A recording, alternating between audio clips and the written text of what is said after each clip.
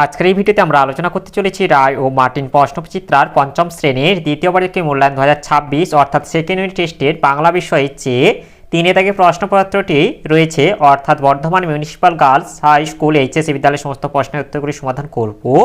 প্রশ্নপত্র সমাধান করার আগে বলে দেই, আমার পরবর্তী ভিডিওগুলি বানাতে অনুপ্রাণিত করার জন্য চ্যানেলটিকে তোমরা অবশ্যই সাবস্ক্রাইব করে নেবে এবং এই ভিডিওটিকে বেশি বেশি করে লাইক কমেন্ট ও শেয়ার করে দেবে। প্রথমে একে থেকে আছে সঠিক উত্তরটি বেছে নিয়ে লেখো। একের এক আছে মাঠ মানে তো এটা হবে সবুজ প্রাণের শাশ্বত এক দ্বীপ। এরপরে একের দুই মৌমাছি তাড়ানোর মন্ত্র জানে এটা হবে ধনাই। এরপর একের দাগে 3 মুকুট হয়ে ঝাঁক বেঁধেছে লক্ষ্য এটা হীরার হবে মাছ। এরপরে একের দাগে 4 ঝড় কবিতায় ঝড় এসেছিল এটা হবে দুপুরবেলা। এরপরে একের দাগে 5 সন্ন্যাসী শব্দটি স্ত্রীলিঙ্গ এটা হবে সন্ন্যাসিনী অর্থাৎ কয়েকটা সন্ন্যাসিনী। এরপরে একের 6 যেটা আছে বহু বচনের উদাহরণ এটা হবে ছাত্ররা। এরপরে একে থেকে 7 যেটা আছে অশ্ব কি জাতীয় লিঙ্গ এটা হবে পুংলিঙ্গ। এরপরে একে থেকে 8 যেটা আছে একটি উভয় লিঙ্গের উদাহরণ হলো এটা হবে শিশু। এরপর 2 থেকে আছে অতি সংক্ষেপে উত্তর দাও যে কোনো 3টি। 2 থেকে 1 এটা আছে কুমির আখের আগা চিবিয়ে কি দেখলো। কুমির আখের আগা চিবিয়ে দেখলো তাতে মিষ্টি একটুও নেই, তা কেবলই নোনতা। এরপর 2 আছে বনের পরীর আশীর্বাদে দ্বিতীয়বার ফণিমনসার কেমন পাতা হয়েছিল। বনের পরীর আশীর্বাদে দ্বিতীয়বার ফণিমনসার কাঁচের পাতা হয়েছিল। এরপরে 2-3 আছে বাঘ কোন গাছে ওপর ঝাঁপিয়ে পড়লো। বাঘ তবলা গাছের ওপর ঝাঁপিয়ে পড়লো।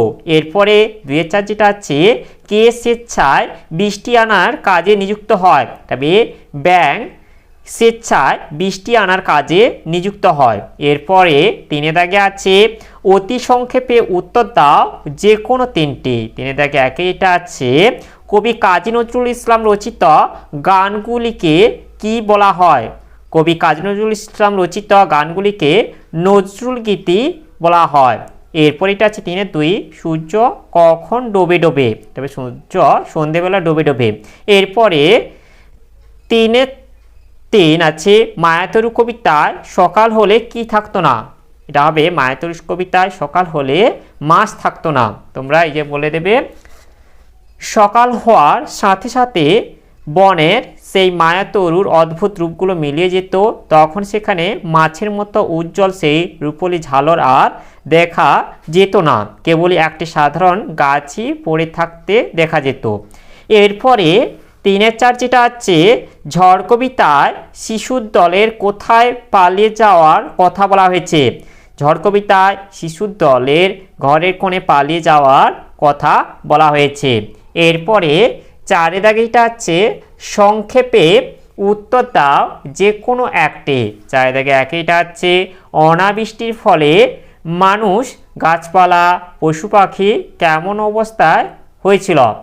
এর উত্তরটি হলো এই যে অনাবৃষ্টির ফলে মানুষ পশু পাখি গাছপালা সব ধ্বংস হয়ে গিয়েছিল। এরপরে 4-2 যেটা আছে গরান গাছের ফুল দেখতে কেমন ট্যাগ বলতে কি বোঝো। এর উত্তরটি হলো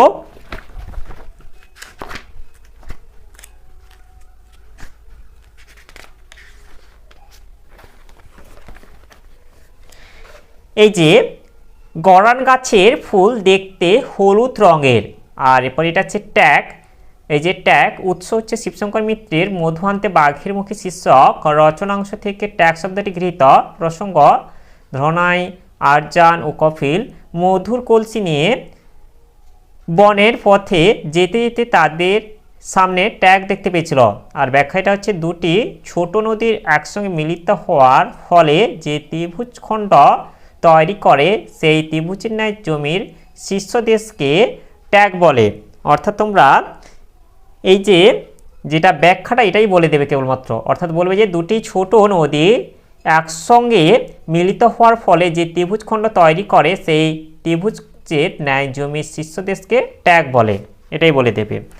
এরপরে 5 থেকে যেটা আছে সংক্ষেপে উত্তর দাও যে কোনো একটি। 5 দাগে একইটা আছে ভালুক হয়ে ঘাড় ফুলিয়ে করত সে গড় গড়। কোন কবিতার অংশ? এটা হবে মায়াতুর কবিতার অংশ। এরপর এটা হচ্ছে এই অংশে কে ভালুক হতো?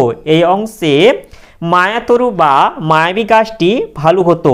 এরপর আছে ভালুক কখন গড় গড় শব্দ করে? এটা হবে যখন চাঁদ উঠত তখন ভালুক গড় গড় শব্দ করে।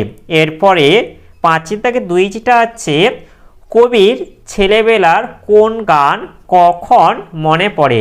এরপর এটা হচ্ছে এখানে কোন কবির কথা বলা হয়েছে? এখানে বিশ্বকবি রবীন্দ্রনাথ ঠাকুরের কথা বলা হয়েছে। এর আগের প্রশ্নের উত্তরটি হলো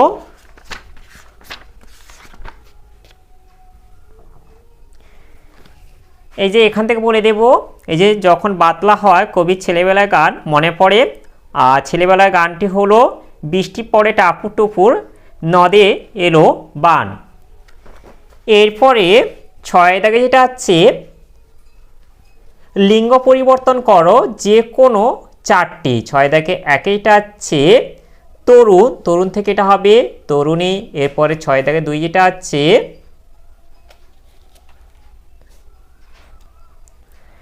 বিদ্বান, বিদ্বান থেকে এটা হবে বিদুষী। এরপর 6 দাগে 3 যেটা আছে কবি, কবি থেকে হবে এটা মহিলা কবি। এরপর 6 দাগে 4 যেটা আছে পূজনীয়া, পূজনীয়া থেকে এটা হবে পূজনীয়। এরপর 6 দাগে 5 যেটা আছে ঠাকুমা থেকে এটা হবে ঠাকুরদা। এরপরে 7 দাগে আছে সমার্থক শব্দযোগে বহুবচনের একটি উদাহরণ দাও। এর উত্তরটি হলো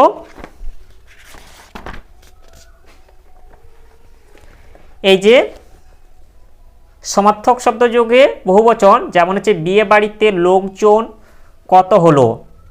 এছাড়া আছে ছেলে পিলে মানুষ করা অত সহজ নয়। এছাড়া আছে চিঠিপত্র দিয়েও মাঝে মাঝে। এখানে যে লোকজন, ছেলে পিলে, চিঠিপত্র এগুলো হচ্ছে সমার্থক শব্দযোগে বহুবচন। এরপরে 8 দাগে যেটা আছে যে কোনো একটি বিষয়ে পত্র রচনা করো। 8 দাগে 1 যেটা আছে বিদ্যালয়ের ছাত্রাবাসে লেখাপড়া কেমন চলছে তা জানিয়ে মাকে একটি পত্র লেখো। এর উত্তরটি হলো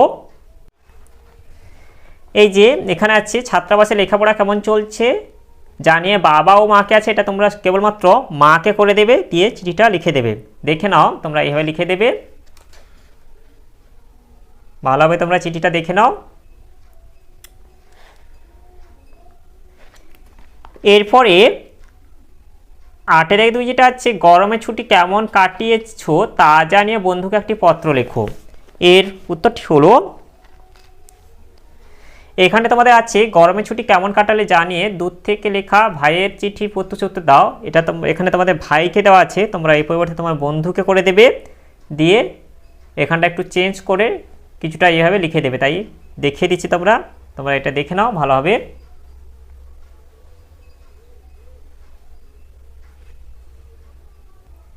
তাহলে আজকের ভিডিওতে আমরা পঞ্চম শ্রেণী বাংলা বিষয়ের যে 3 দাগের প্রশ্নপত্র ছিল তা আজ সমাধান করলাম।